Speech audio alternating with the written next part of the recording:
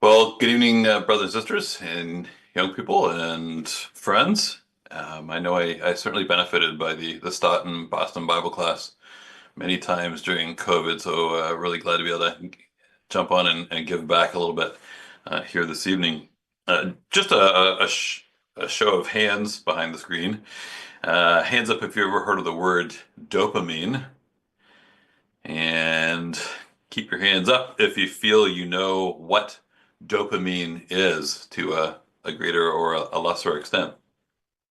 Last number of years, I've been reading a lot about mental health conditions and addictions to help somebody in my life and just in general to help myself as well. And I keep running across this word dopamine and believe it's at the root of many of the challenges that we face today, both young and old.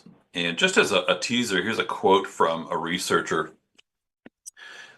This is Dr. Anna Lemke, who was being interviewed a few years ago. And she says, although we have endless founts of fun at our fingertips, the data shows that we're less and less happy. Global depression rates have been climbing significantly in the past 30 years. And according to a World Happiness Report, people in high income countries have become more unhappy over the past decade or so. To understand and counter this phenomena, we must first understand dopamine and how our current culture exploit this. So here's a researcher who identifies dopamine as being at the heart of a lot of general mental health conditions and difficulties and even low-level addictions. We don't need to have serious mental health challenges to have troubles with dopamine. We don't have to be addicted. We are all affected, is what she's getting at. We don't have to be ashamed about that either. We just need to recognize that we are struggling with this in our culture. So this evening, I want to look at this topic of dopamine. And I believe that we live in a culture where it's increasingly important to be aware of dopamine. I believe dopamine has a significant impact on our lives as Christ's disciples, both good and for bad. So this evening, what we'll talk about is what is dopamine, how does it work, and how does it affect our lives as disciples, and then take a look at some of the Bible solutions for the dopamine challenge that we face today. And our overall goal is to expand our awareness of a life challenge that we are all facing together, and also look at some of God's help and his solutions for this life challenge. Now, an important biblical foundation to looking at this, um, I believe that God instructs us to do battle as disciples by putting on the full armor of God. Ephesians 6 shows that to us, right? Ephesians 6, verse 10 through 20 implores us to put on the belt of truth, the breastplate of righteousness, to have our feet fitted with readiness from the gospel of peace, to take on the shield of faith, the helmet of salvation, and to pick up the sword of the Spirit, which is defined as the word of God. So these are all important weapons, so to speak, to fight our daily battles that we deal with in our life. So we are doing battle, and these are fundamental pieces of our armor. But part of this battle is identifying and understanding what we're fighting against. It's nice to put on all this armor, but it's more important and or is equally as important to understand what are we fighting. Take a look at Ephesians 6, verse 10 through 13. It lays this out for us. Ephesians 6, verse 10. Finally, my brethren, be strong in the Lord and in the power of his might. Put on the whole armor of God that ye may be able to stand against the wiles of the devil. For we do not wrestle against flesh and blood, but against principalities, against powers, against the rulers of the darkness of this age, against spiritual hosts of the wickedness in the heavenly places. And therefore, take up the whole armor of God. So what he's saying is it's important to understand what are we fighting against, and that includes the culture of the world around us, spiritual wickedness, temptations, difficulties that we run into that are against God in our culture around us. And if we have access to knowledge about what our attacker is or who our enemy is, why not use it to our advantage? We can use our armor more effectively if we understand what we are battling against. And so God's wisdom combined with a healthy understanding of these challenges or these phenomena can help us confront the challenge more soundly. And I'm not an expert on this topic of dopamine, but I'm sharing what I've learned and what I've experienced in a very synthesized class, and I'd love to hear your feedback and your comments later on in our class. And if you have some questions and can interrupt me along the way, then feel free to do that. Well, let's start by understanding what dopamine is. God has designed our brains in an absolutely incredible way. It's made up of millions of nerve cells, and they are interconnected to communicate and to pass instructions to our brain and to various parts of our body. And the point that the nerves interconnect with each other, they're represented by these bright yellow spots here, is called the synapse. And the nerves send messages throughout the body by releasing chemicals across these synapses. And these chemicals, the little yellow dots there in the synapse, are called neurotransmitters or NTs. And there are many neurotransmitters that control our memory, our breathing, our muscles, our hormones, our senses, even our heartbeat. But there are four key neurotransmitters that affect our level of happiness, among many other things. They are oxytocin. That's the love chemical we feel, or oxytocin is released into our synapses when we pet animals, when we have physical touch, when we help others, when we socialize. There's serotonin, also known as the calming chemical. We release that into our bodies when we experience mindfulness, when we are exposed to the sun, when we go on nature walks.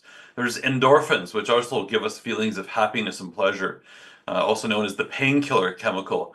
We get that when we listen to music or when we exercise or when we laugh. And then there's dopamine, which is regarded as the reward chemical. We get that when we're getting enough sleep, when we're achieving a goal in our life, when we are enjoying something such as a bath, or when we're eating food.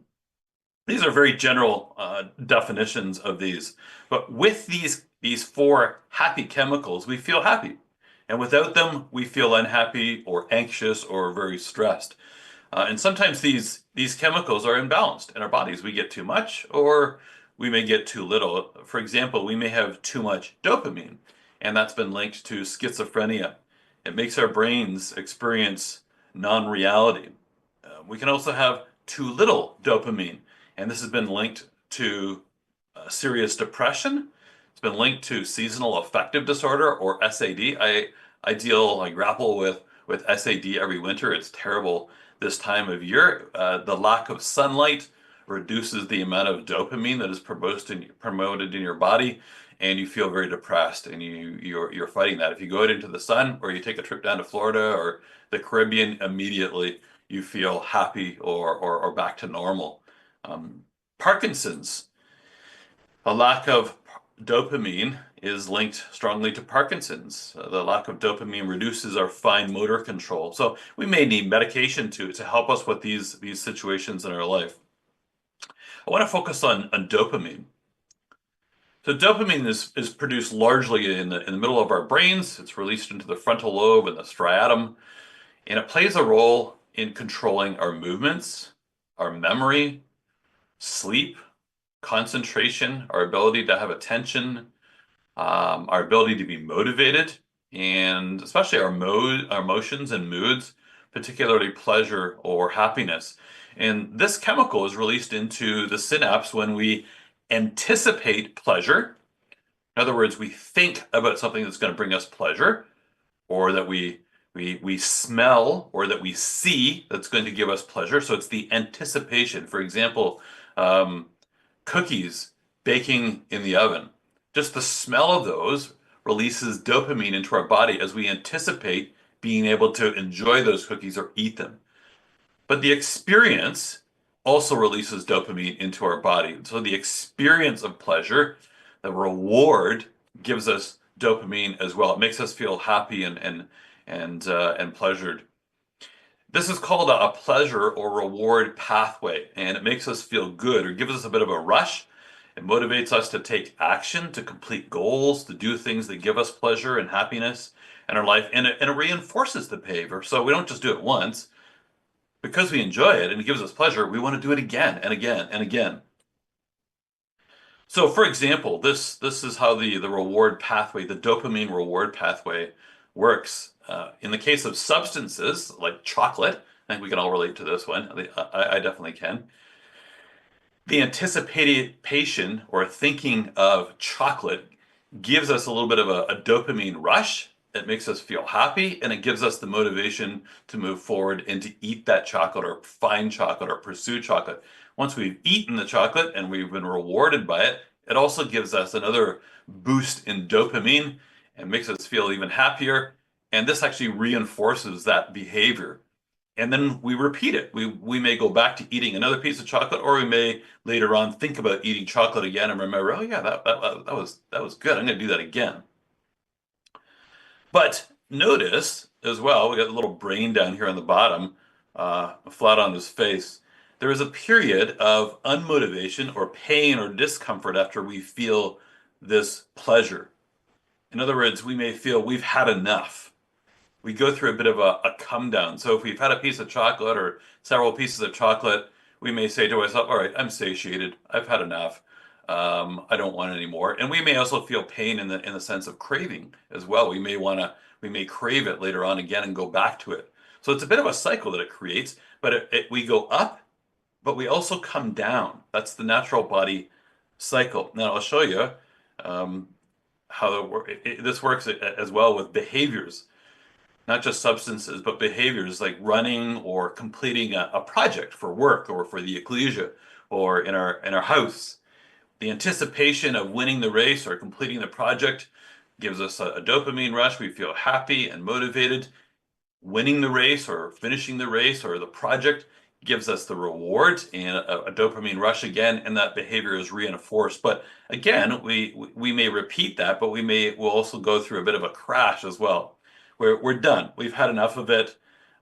We don't want to do it again for a little while. We crash. We have a come down as well. So just note how God has designed our brains in an incredible way to enjoy parts of our life. The anticipation and the reward makes us feel happy.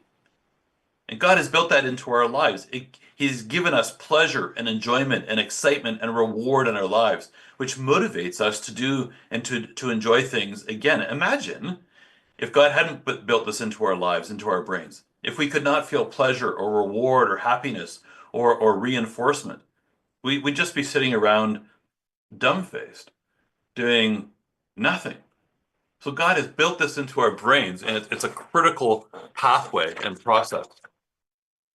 This is how it looks if we charted dopamine in a graph and how the reward works in our body, just another way of looking at it. So the dopamine, the anticipation over here on the left, gives us motivation and gives us a bit of a dopamine rush, and dopamine is released as we move up to the peak where we get the reward. And when we get the reward, we feel more pleasure and reinforced, and then the dopamine levels in our body begin to go down, and they crash over time, and we have a lack of motivation, and we may feel pain and discomfort or just a malaise in our life. But then they bounce back to this middle of the road, this baseline, kind of a neutral level after a while. And then if we do the same thing again, it bounces back up, goes back down, and then goes back to this baseline. So it actually crashes to almost an equal level as it goes up and then comes back to neutral. And when we come off this high, the body produces various types of pain, cravings and depression. We may even feel blue. You think about going to a study weekend. We feel really great about going to the weekend. We go to the weekend, we have a great time. We're satiated by all of the social connections and eating and the studies and that. And then afterwards, we may feel blue when we get home later on because our dopamine levels have crashed and they're beginning to come back to our baseline. And eventually, we are motivated to go back and to repeat this behavior. So if we can wait long enough, the feelings and the neutrality is restored in our body, and our bodies always want to go back to this baseline, a normal neutral state. The pleasure is always fighting against the pain, and vice versa, to create a stable neutral in our bodies. And so our dopamine naturally resets to a normal baseline level if we let it do that. Um, Now, it's important to understand this cycle. And again, it's amazing how God has created this. Pleasure is limited to a period of time. To prevent abuse of things that pleasure us, God has built a stop into it to slow us down. But even pain is limited for a time. To prevent overwhelming pain, God has built a return to bring us back to a neutral state so that we can repeat these same cycles and enjoy life. And together they help us to moderate our life and to moderate pain and pleasure, which are both important. So, this is how God has designed our body naturally to work. But this cycle is also a bit fragile. It needs to be treated with respect. And we can abuse this natural cycle. We can attempt to achieve pleasure directly in our lives by addictive substances or addictive behaviors. And these are ones that increase the level of dopamine in our body unnaturally. For example, here's a bunch of things we may anticipate doing that are addictive. Addictive drugs or substances, cannabis, cocaine, alcohol, gambling, online gambling.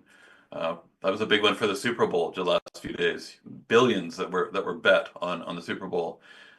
We may think about looking at pornography or online vices, or maybe we do something that gets us into jail, like shoplifting or other illegal behaviors. These can give us a bit of a dopamine rush unnaturally. We're motivated, feel good by it. We are rewarded, perhaps, when we do it. We get another rush and we're reinforced, but our body crashes afterwards as well. Our and not only that, we become quite a basket case in the case of these addictive substances specifically, because these addictive substances really jack our dopamine levels up. They also really come down, and you see people who are addicted on drugs, and they're bent over in this stupor in their life. They've crashed, right? But then they experience the pain of coming down, and they go back and they crave these drugs or these substances or behaviors again, and they go back through the cycle. And we can get into that cycle as well. This is how the addiction spike looks, way off the chart, and then it crashes way back. But the interesting thing to note is that our baseline is reset lower and for a prolonged period of time that can really leave us a mess. It doesn't come back to a natural baseline, it comes back to a new baseline that is in the pain side of this cycle. So this dopamine crash can last for ages and it stays low rather than rebounding. And it makes us even more desperate for more substances to elevate our pleasure, and it only crashes again, and it can cause havoc, obviously, in our life with money and with our own lives and with our loved ones. Scientists use dopamine to gauge how addictive a substance or a behavior is. They're not all the same. The level of dopamine produced by the brain is different. Some trigger much larger amounts. For example, on the far left here is the baseline uh, at 100%. But food can boost our dopamine by 150%. Video games can boost our dopamine 175%. Alcohol, 250%. Pornography, 300%. Gambling, 400%. Cocaine, 800%. Amphetamine, 1,000%. Methamphetamine, 1,300%. So you can see the unnatural and massive boost of dopamine that this introduces into our body. And just consider how readily available these are in our life. In fact, Some of them are actually pushed on us by companies and by industry around us. Porn, gambling, video games, food. And addictions destroy the natural ability to create and to restore dopamine in the brain. The image on the left is a normal brain, and you can see that little red area in the brain. It's producing dopamine normally when it should. And on the right is a meth abuser, and it's not producing dopamine correctly. That's why they stay in this state of constant down and in pain in their lives. So these substances and behaviors can destroy us by abusing the natural dopamine cycle, and they have devastating impacts on us. God didn't design the body to be addicted or to use dopamine this way. Now, we may look at this and say, well, this has nothing to do with me. I don't struggle with addictions per se. But we all have a tendency to want to repeat pleasure in our life and to spike dopamine in our life through substances or behaviors, often before it has reset itself normally. There's a natural tendency to counteract pain that we may feel in our life by another dose of pleasure. So, for example, when we overstimulate ourselves in our life in various ways, we we are constantly spiking the dopamine in our life, and we repeat the pleasure over and over again, and before our body has a chance to reset dopamine to a baseline. And it has a similar impact as an addiction, just repeating pleasure in our life, just simple pleasures. If we keep repeating the pleasure or have excessive pleasure over time, we build up a tolerance to it. And we have to do the pleasure more often and in greater doses to create the same rush. But if we overstimulate ourselves over a short term to break the tolerance that builds up, the reverse actually happens. Instead of becoming more pleasured, our dopamine gets lower and lower and lower and lower. And normal dopamine baseline is reset lower in the brain on the side of pain, just like with an addiction. So we don't have to be involved in addictive substances to do the same thing to our body. We don't experience the same pleasure or dopamine spike. Instead, we feel less pleasure, more pain, and instead of pleasure, we end up feeling depressed or anxious or unhappy or irritable or unfulfilled or unmotivated, just like that quote at the beginning of our presentation. It's just like an addiction. And we may do this for different reasons. We may be obsessed with something. We may develop an obsession for something such as running or eating or cell phone scrolling or gaming over days or over weeks. And it leaves us feeling burnt out, unmotivated, unhealthy, irritable, depressed, and unfulfilled. We may binge. That word was used a lot during COVID. We may binge or overstimulate ourselves. For example, we may watch episode after episode after episode after episode of you fill in the blank. We may binge on junk food over a weekend or over weeks, and we end up feeling awful, depressed, or unmotivated. And this is why. It's because of a natural cycle in our body. We may do something that's called layering. In other words, we may perform multiple pleasures at once. They call it layering. And this is what it looks like if you're to sort of graph it out. So, for example, we may do a number of things that stimulate dopamine in our body. We may listen to music, play video games, watch movies, do online gambling, gorge on pizza, eat chocolate, talk to friends, and do drugs all at the same time. And it's just total overwhelming to our body. And we do that stuff in our life. I'll give you an example. Back in the summer, I took my nephew down to see a Toronto Blue Jays baseball game. And it's like going to Disney World now, going to a baseball game, at least in Toronto anyways. It's not as relaxing as it used to be. Everybody's on their phones and they're not necessarily watching the game, and there's food and there's sound and there's lights and there's cheering and there's stores that you can shop at and there's crowds and there's alcohol and there's just so much overstimulation. And on the way home, Everett, my nephew, absolutely crashed. And I did too. Because we had absolutely layered on the stimulation for the day. But this doesn't promote pleasure in our bodies. And it's not using dopamine the way God designed it to naturally. We can abuse it and it crashes our dopamine system. And if we repeat this over prolonged periods, our baseline resets and it rewires our mind and our body. It rewires it. And it can do permanent damage to our bodies, our mood, and our motivation, depression, anxiety, unhappiness, weight gain, problematic behaviors. There's a condition called anhedonia, the lack of wanting or having interest or pleasure in normally rewarding experiences. It can impact and damage others who are around us, violence or anger or people walking on eggshells. And it feeds into an addiction pathway. So even if we're not taking something addictive, it can become addictive because of this. So God wants us to consume pleasure and pain in just the right amounts. And we need to ask ourselves, are we? Or are we over dopamineizing our bodies like culture around us wants us to? Now, we may feel that we don't fall into these categories, but what has shocked me in my reading and research is that we likely are, or have at some point, or have come close.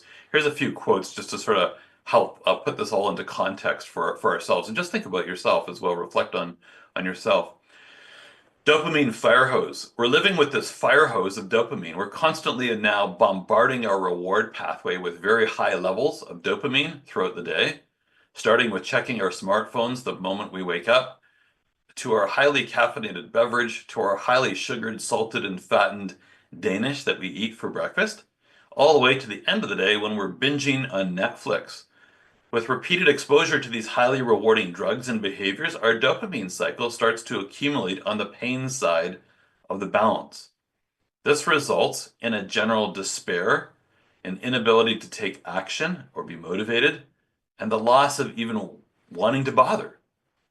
We're not using, we're experiencing, when we're not using, we're experiencing universal symptoms of withdrawal from any addictive substance, which are anxiety, irritability, insomnia, dysphoria, which is unease, and craving. We feel incredibly depressed and nihilistic. In other words, we want to go against values that we may have, and unhappy, and we don't even know why. And so what do? We reach for more of those things that give us pleasure in the short term, and yet those are the very things that are creating the despair in the first place. So I think that's a very, very insightful quote and look at our lives. Here's another quote. We've transformed the world from a place of scarcity to a place of overwhelming abundance.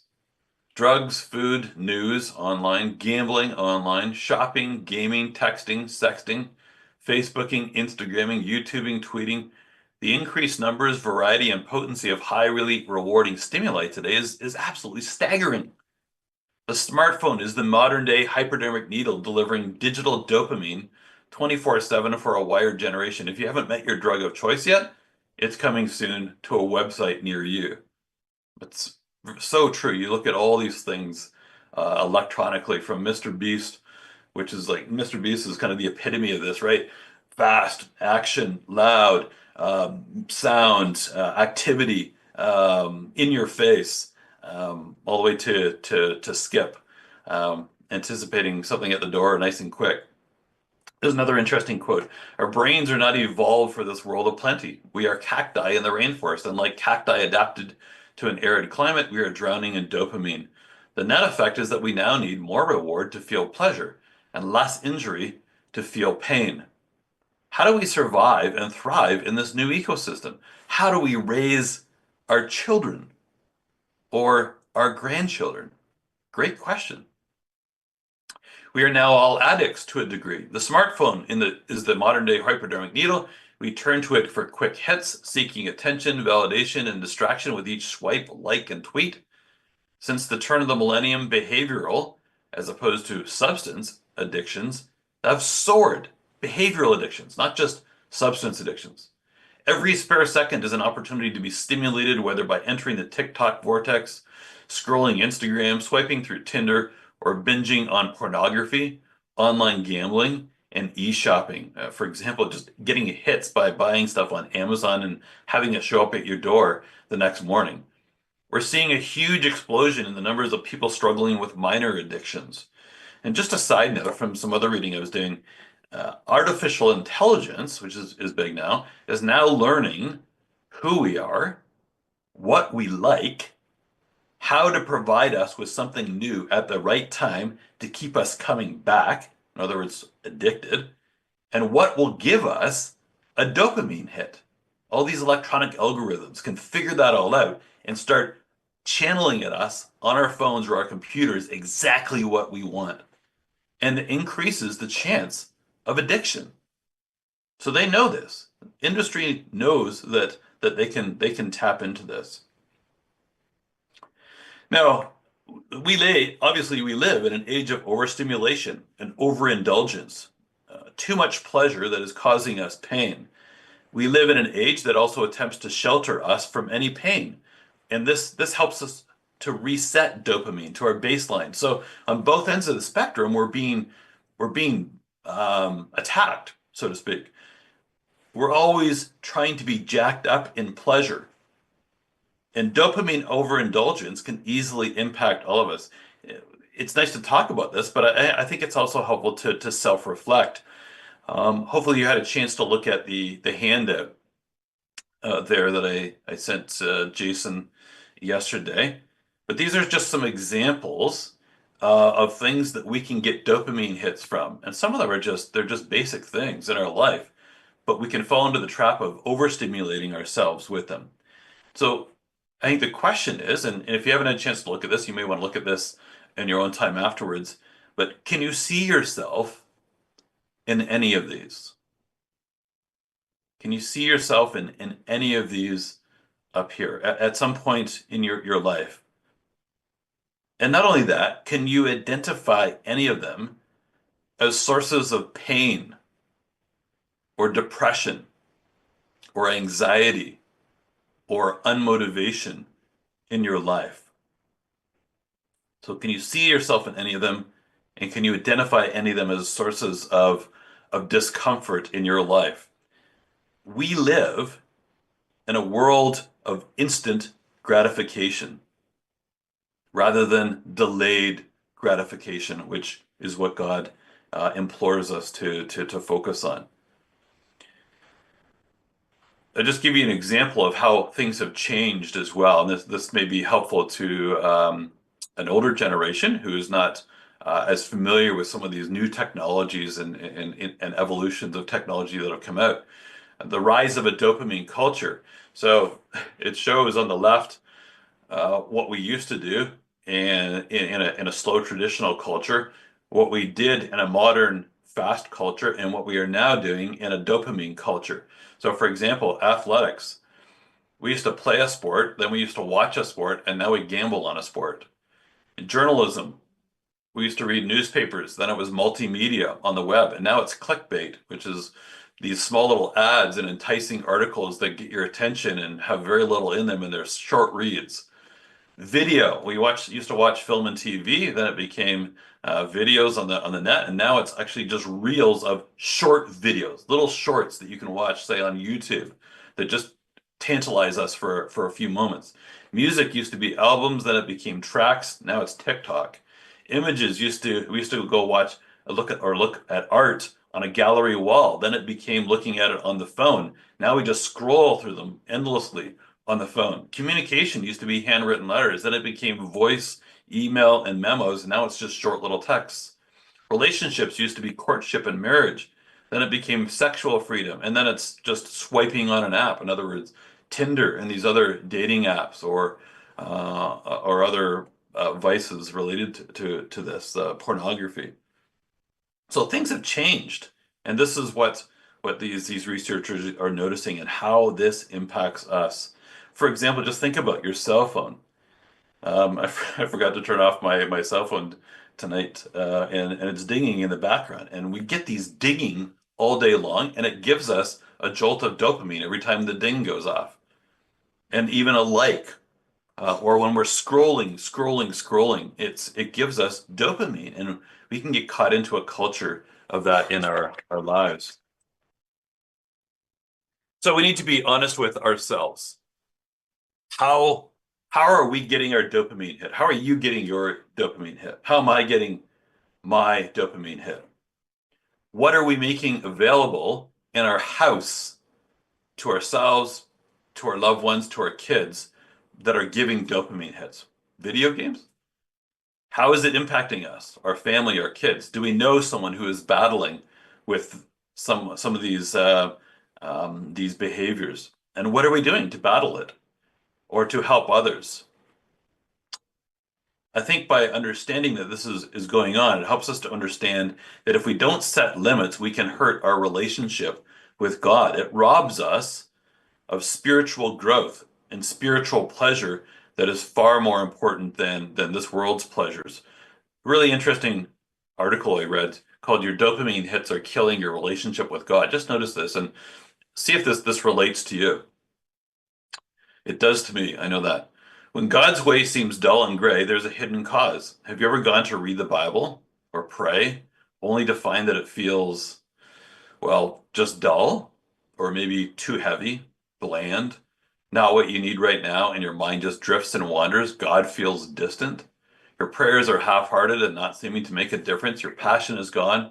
Before you know it, you set aside the Bible and scrolling Instagram and then on to other things as your day crowds God out even more. Why is this? Because you're lazy? Because you're a sinner? Because God is far from you and too much effort to get back close to? Because you've quenched God's spirit? Maybe you've developed ADHD or insert your own negatively spiraling thoughts here. Mostly, these kinds of thoughts don't lead to fixing the actual problem, but just make you feel worse and try even less. There's a lesser known physical reason why you may be experiencing this. Dopamine hits or dopamine highs are killing your relationship with God. Brothers and sisters, just think about that. Do you think this is impacting our ability to do readings in the morning or in the evening, or meditation during the day, or study for Bible classes or for sisters' classes or CYCs, or just prayer or praise in our life? I think it is. I know that I battle it myself. So now that we know the enemy, how do we fight this battle with dopamine? Let's talk a little bit about that. God's word, combined with help and knowledge from modern science and research, I believe is an effective armor and way to do battle. Let's just talk a little bit about some basic or general principles that help us to do battle with this dopamine culture. So let's start with some of God's basic principles because they provide a great foundation for our battle plan. First one I want to take a look at, and this is all in the context of faith. How do we fight this dopamine battle? The first one I have down there is pursuing pleasure in God. And I think that's really important. Pursuing pleasure in God, not things around us in our culture, in our world, or at least prioritizing things that give us pleasure in God. Take a look at Psalm 37, verse 4.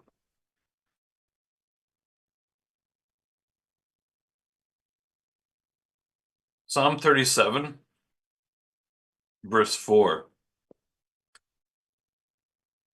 The psalmist implores us to delight yourself also in the Lord, and he shall give you the desires of your heart. So the Bible teaches us to seek joy and fulfillment primarily in our relationship with God rather than material possessions or fleeting pleasures. It shows that true satisfaction and pleasure in this life comes from a deep connection that we build over time with God. And by taking that time to do that and investing our lives and our minds and our efforts, our energies, our motivations into doing that. It's not from temporary highs provided by dopamine driven rewards. And it doesn't mean that God doesn't want us to enjoy things in this life. It's a balance that is much more in favor of God. So here's some examples of good dopamine. And these release dopamine into our body. Research shows that they do. building a relationship or pleasure or a connection with God in whatever way we decide to do that, spending time with Him and His Word.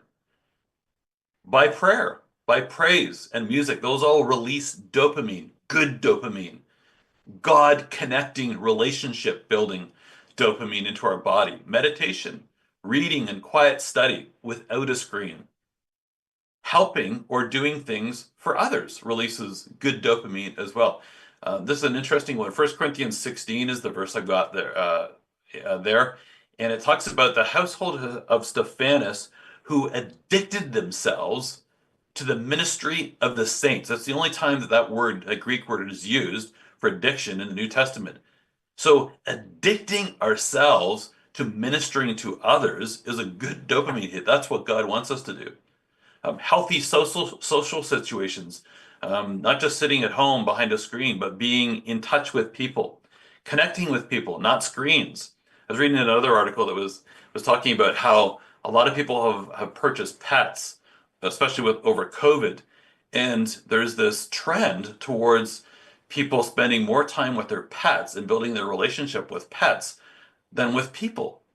Right? They won't leave their homes. They become more connected with their pets, and they won't even go to people's houses if they can't bring their pets with them or to the store and that. And obviously there's some healthy situations there, but it can become unhealthy. Reveling in God's creation, go kayaking, hiking, bird watching, whatever it is that gets you outside and looking at God. Soaking up the sun, exercise is critical. Moderating or changing work habits, including ecclesial work, we can become workaholics inside the ecclesia and outside the ecclesia to get dopamine hits. So we need to moderate that. Having a healthy diet, taking care of the bodies that God has given us, and nutrition and proper sleep. There's dopamine to avoid, and this is through research as well, avoiding multitask mayhem. We live in a culture where multitasking is heralded, right? The more things you can multitask, the better person you are. It's just not true. It releases dopamine, but it just burns us out. Avoid distracting ourselves. We're constantly distracted every time we sit down to do something, but we can over distract ourselves. Stop scrolling on our phones or our computers. Limit our screens, especially phones. Turning off notifications on our phone. It always annoys me when people add me to groups and they don't ask you if they can add you, and your phone just starts dinging all day long because you're part of this group that is constantly responding to things. We can add people and put this burden on other people unnecessarily as well. So think about how we do that judiciously with each other, or turn them off. Limiting groups and social media apps, limiting shopping apps, limiting other apps on our phone for banking or other. But looking at our bank account every single day can give us a dopamine hit and become somewhat addictive. Steering clear of gambling apps or other online vices. So those are ways, good ways and bad ways, that we can get dopamine, but we want to pursue pleasure in God. That's the focus. The next one I have down there is meditation, mindfulness, prayer, praise, and study, which we mentioned. But if we incorporate these 5 into our daily routine, it can help us to manage our dopamine-driven impulses. And this is backed up by research as well. It helps us to restore pain to baseline. And it also raises our pleasure above it if we take part in those 5 items I've got listed there. Take a look at Philippians chapter 4. Philippians chapter 4, verse 6, we'll start out. Philippians 4, verse 6.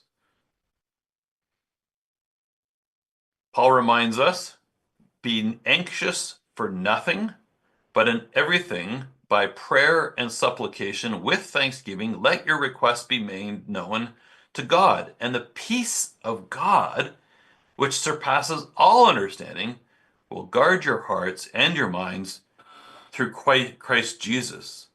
So just notice how being quiet and developing prayer and supplication and thanksgiving and a connection with God gives us the peace of God And this helps to guard our hearts and our minds. That's kind of the battle terminology we're talking about. This helps us to do battle or to fight and to repel the enemy, this culture around us that is driving at us. When we are quiet, we achieve direction, correction, and affection with God. Direction, correction, and affection with God. Community and fellowship is the next one I have down there. So this can provide us with support and accountability. And as long as we aren't overdoing fellowship and social and community in our lives, um, this can help us in our lives. But we can also overdo it as well. We can become totally dopamine burned out if we are overdoing community and fellowship in our lives as well. But if we balance it and moderate it, it can be very helpful. Hebrews chapter 10, verse 24.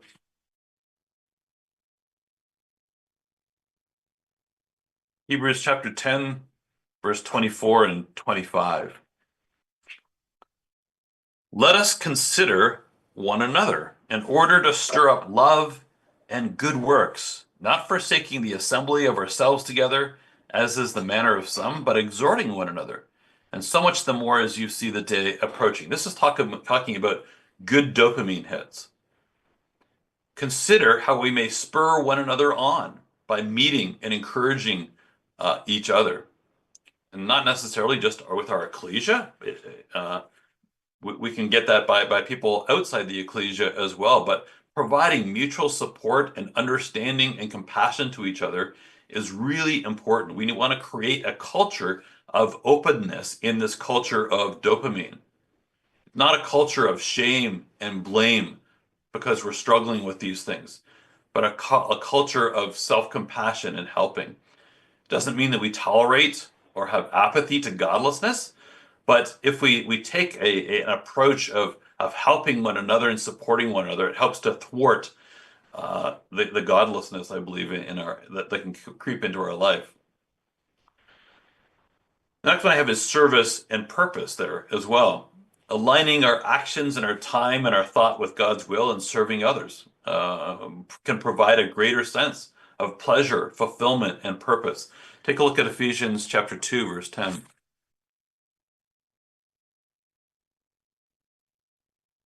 Ephesians 2 and verse 10.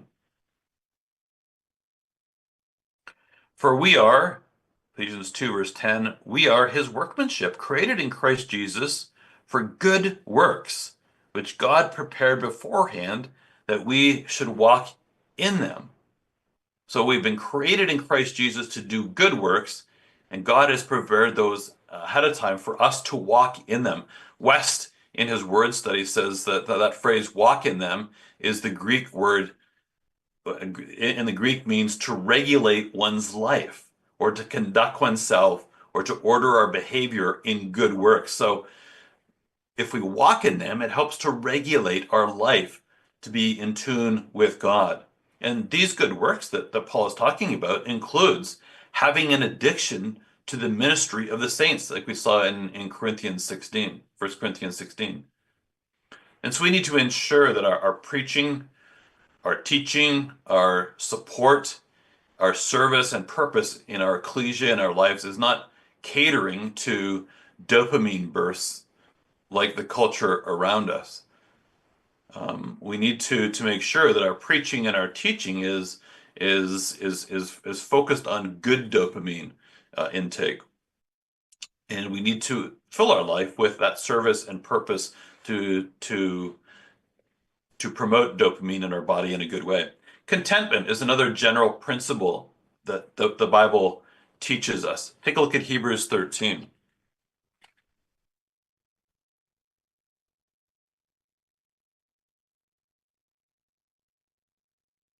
Hebrews 13, verse 5. Hebrews 13, verse 5. Let your conduct be without covetousness. Be content with such things as you have. For he himself has said, I will never leave you nor forsake you. So we may boldly say, the Lord is my helper. I will not fear. What can man do to me? Paul in Philippians 4, verse 11 says, I have learned in whatever state I am to be content. And so what these passages are teaching us is to cultivate a culture of contentment in our lives, in our kids, in each other, not looking around at what everybody else has or what I need to buy or to get to give me a dopamine hit. And there's a tendency to make ourselves feel better and to stimulate ourselves by buying and getting things. But we need to face up to that challenge and that temptation in our life. We are faced by the culture that is constantly trying to light the fires of discontent and covetousness and comparison in our life. But God wants us to be content. Discipline and self-control, I think, are very specific instructions in the Bible. Take a look at Galatians 5.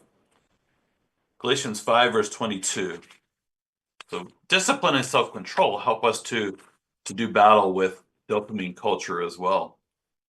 Galatians 5, verse 22. Galatians 5, verse 22. But the fruit of the Spirit is love, joy, peace, long-suffering, kindness, goodness, faithfulness, gentleness, self-control. Against such, there is no law. In other words, no one's stopping you from doing these things. Get yourself fully into it.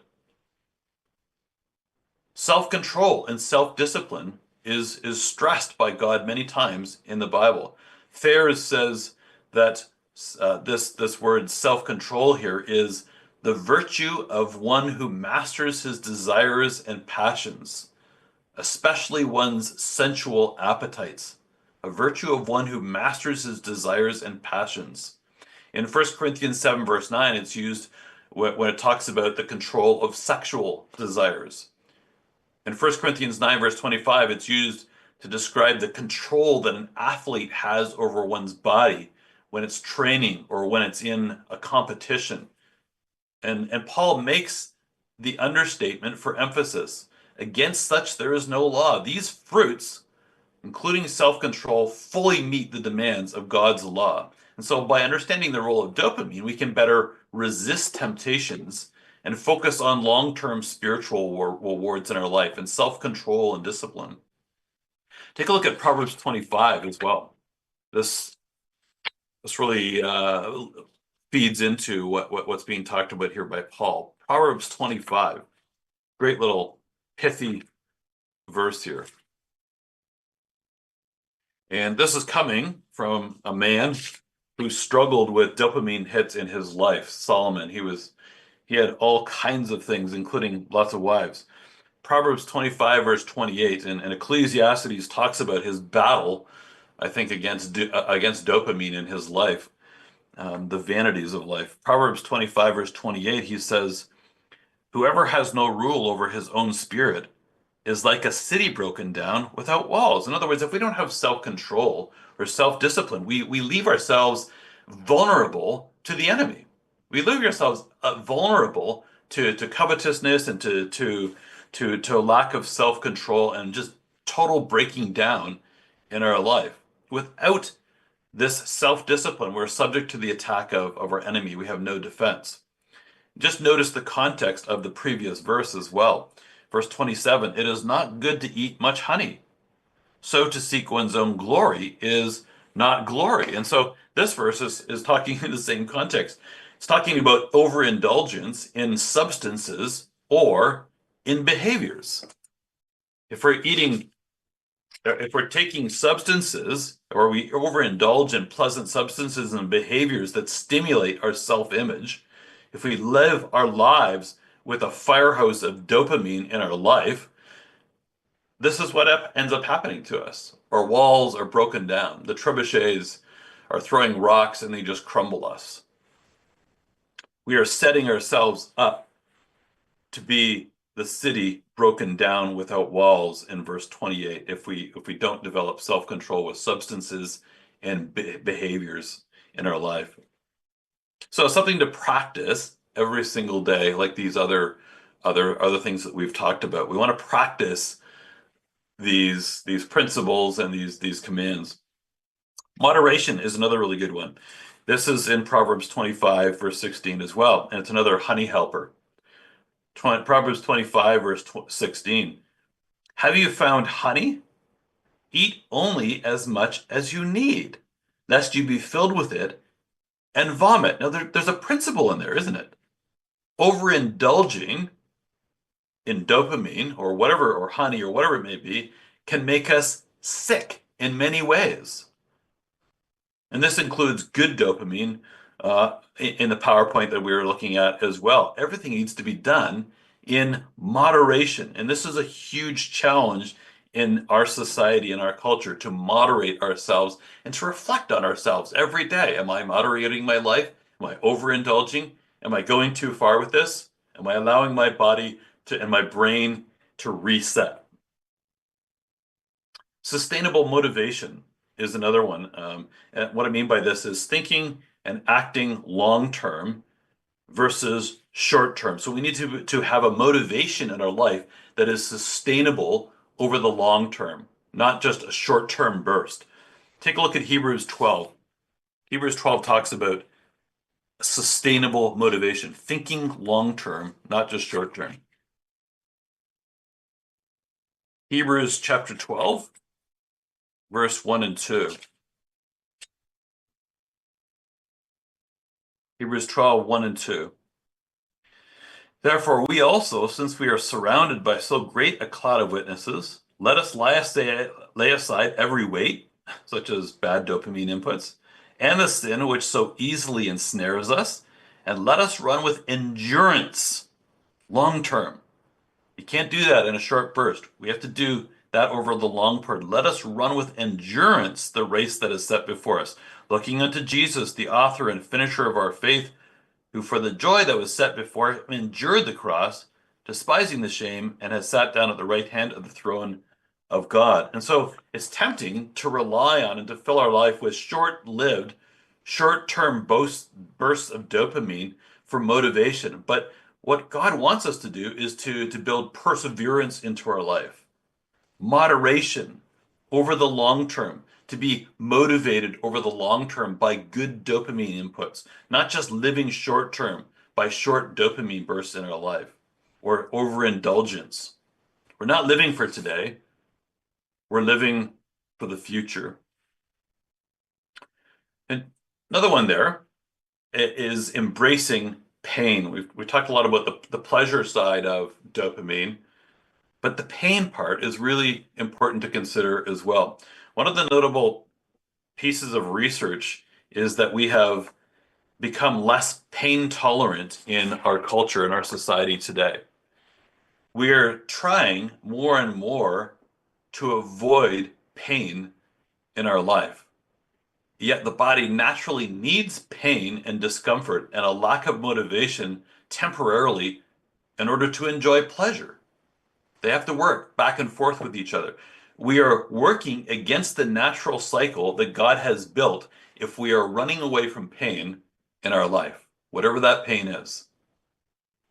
And this is especially true with our children. Here's a really interesting quote on pain avoidance. It applies to adults as well, but we have over-sanitized and over-pathologized childhood, raising our children in the equivalent of a padded cell with no way to injure themselves, but also no means to ready themselves for the world. By protecting our children from adversity, have we made them deathly afraid of it?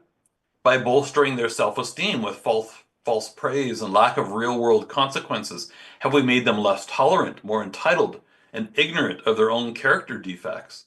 By giving in to their every desire, have we encouraged a new age of hedonism, which means pleasure or self-indulgence as the highest good and aim of human life? This is an amazing questions. Good things to think about as parents or as grandparents. We don't want to be addicted to pain, but we want to embrace and accept pain as God has naturally designed it in our life. He gives it to us so that we're not always in a pleasure state. He gives it to us to reset our lives, to reset our brains. We don't want to over pleasure, or under pleasure, but we want to allow our bodies to reset and to embrace pain. And the Bible acknowledges this. Take a look at James chapter 1. James chapter 1, verse 2. James 1, verse 2. Maybe this helps to put these verses into context in our life. My brethren, count it all joy when you fall into various trials, or pain, or difficulties, or challenges, knowing that the testing of your faith and the pain that comes with it produces patience. But let patience have its perfect work, that you may be perfect, complete, lacking nothing. And so, just like Christ, who had pain in his life, God puts pain into our lives, and we learn by the things that we suffer, and it helps us to balance out our lives. And we can look at pain and difficulties from a different perspective when we see that in light of how dopamine works in our life. We live in a world of instant gratification and always wanting pleasure, and God encourages delayed gratification, which means pain and discomfort at times in our life. We don't like hard work. We don't like to focus. We don't like to wait for things. But God has built those things into our life as important to reset our lives as well. So pain helps us to get back to a baseline. Now, practically, those are some verses that help us to understand God's perspective in dealing with dopamine and to do battle. How do we tackle dopamine that we face with each day? Here's a helpful acronym that if you're looking for something to start working on in your life with something that you're struggling with dopamine, this may be a good help. And it comes from a workbook by this researcher, Dr. Anna Lemke. She has this acronym, dopamine.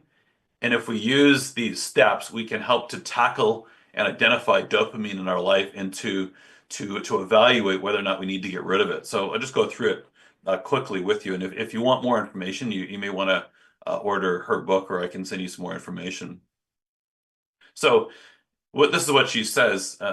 First of all, we need to gather data. That's the D in dopamine. Gathering the facts of our consumption. What, when, why, where, and how are we consuming or getting our dopamine hit in our life? So gathering those facts, understanding it, having some insight into how it impacts our life in the first place. That's step one. The O is objectives. In other words, determine or reflect on the reasons for consuming or for our consumption. What are our objectives? Why are we doing it? Is it to cover some pain in our life? Is it something else in our life? Why are we doing it? Reflect on that. That's step two. Number three, the P is for problems. Identify problems and impacts related to our use and evaluate them against God's relevant principles. So that chart that we looked at, the handout, if we found something we circled in there, maybe we want to evaluate that against God's principles. Maybe we want to evaluate what problems they are actually causing in our life or in our family's life or others around us. A is for abstinence. If we've found that there's something and it causes a problem in our life, we need to abstain from it.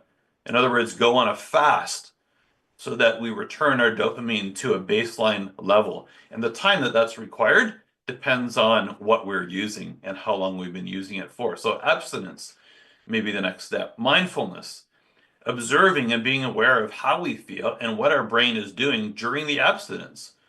Not shaming ourselves, not beating ourselves up or each other, not being judgmental, but just reflecting on how we feel. What's going on? Are we craving? Are we feeling depressed? Is it clear now that this has had an impact on our life? And by going off of it, it's impacting us?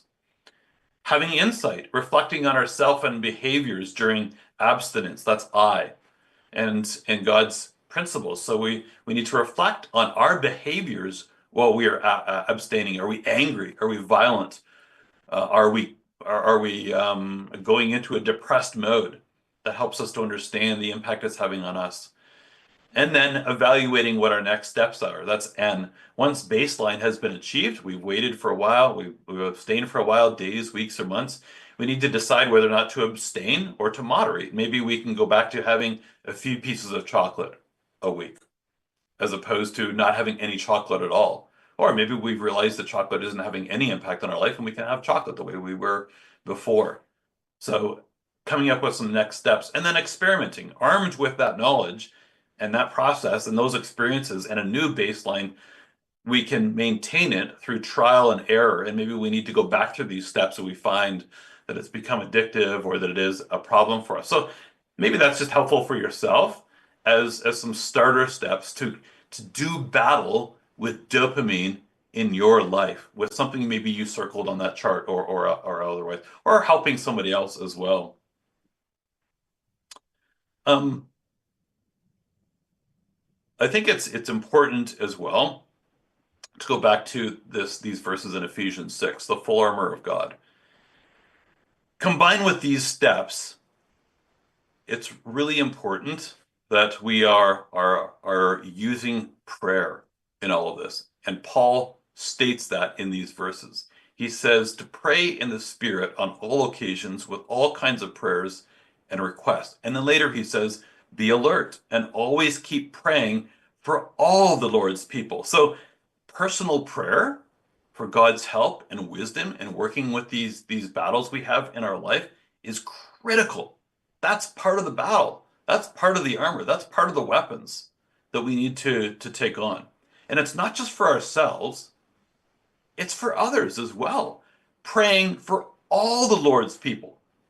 So we're having to work as a team to work through this battle. We need to help each other. We need to think about each other, not shaming, not blaming, not judging each other, but creating a culture of help, of love, and of care in dealing with these really difficult cultural challenges that we are faced. And just note as well, this is laid out in Paul's principles when he uses some of this military language in his epistles. He uses this phrase, stand fast. Armies worked together as a team. They collaborated as a team. Families, parents, age groups, ecclesias, schools working together to do battle with this dopamine culture is really important. We need each other. So we need to work as a team on this. Sometimes armies needed specialists as well, right? There was people who knew how to man the trebuchets. There was those who knew how to hold the pikes and to form formations and use special weapons such as the axes or an Iron Maiden or whatever. They needed specialists, just like we may need in our life as well. We may need to go to a therapist, somebody who has specialty in working through these issues and helping us with the scientific knowledge and the knowledge in helping our brains. So a specialist may be really important. And we need to stand fast, is what Paul says in 1 Corinthians 16. Working together, staying together to work through these challenges.